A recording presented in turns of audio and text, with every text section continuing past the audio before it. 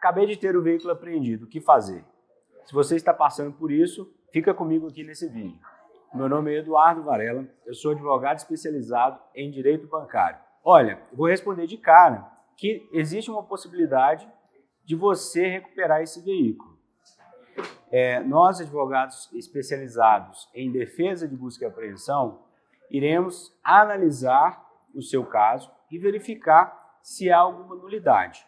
Então, havendo uma nulidade dessas, a gente vai anular o processo de busca e apreensão ou derrubar a liminar e esse veículo vai voltar para a mão do devedor sem a necessidade dele até pagar as parcelas que estão atrasadas. Eu sei que parece uma coisa assim boa demais, mas é a realidade.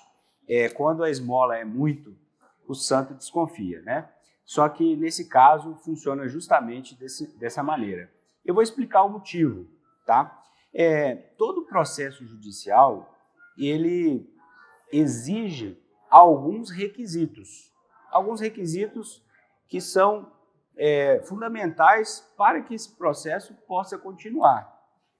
No caso de busca e apreensão, por exemplo, se o banco deixa de enviar uma notificação extrajudicial para o devedor antes de entrar com uma ação de busca e apreensão, ele já cometeu uma ilegalidade. Esse é um exemplo. E é muito comum que isso aconteça. O banco, muitas vezes, ele deixa de fazer essa notificação ou ele envia para o endereço errado, manda para o endereço de um parente, ou a carta chega por erro dos correios, chega num vizinho. Então, isso é muito comum. E vou dar um outro exemplo também. Por exemplo, se os juros do contrato de financiamento estão abusivos, vamos supor que esse contrato ele tem X% de juros. E esse valor está 1,5 vezes acima da taxa média do Banco Central. Quando isso acontece, em vários estados do Brasil, o que a gente chama de jurisprudência, que é o entendimento dos juízes, diz que é considerado esse contrato abusivo. E nesses casos, o contrato é nulo. Não há que se falar em atraso, não há que se falar em mora. Portanto, o veículo ele tem que ser devolvido ao cliente. Mas tudo bem, doutor Eduardo, eu recupero o veículo nesses casos que você está me dizendo, mas e a dívida? Como que fica? Olha, isso é uma boa pergunta também. A dívida ela permanece.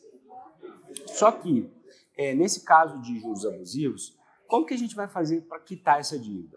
A gente vai entrar com uma ação revisional, que é uma outra ação judicial, para abater o valor dos juros abusivos nas parcelas. Desse modo, não vai ficar tão pesado para o cliente.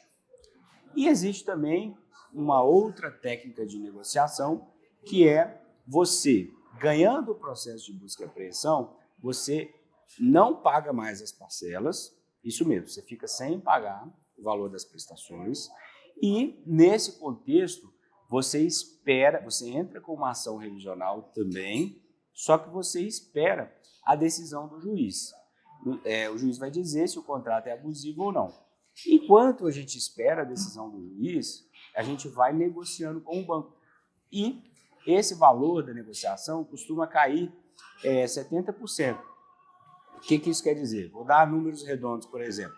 Vamos supor que o cliente está devendo R$10 mil.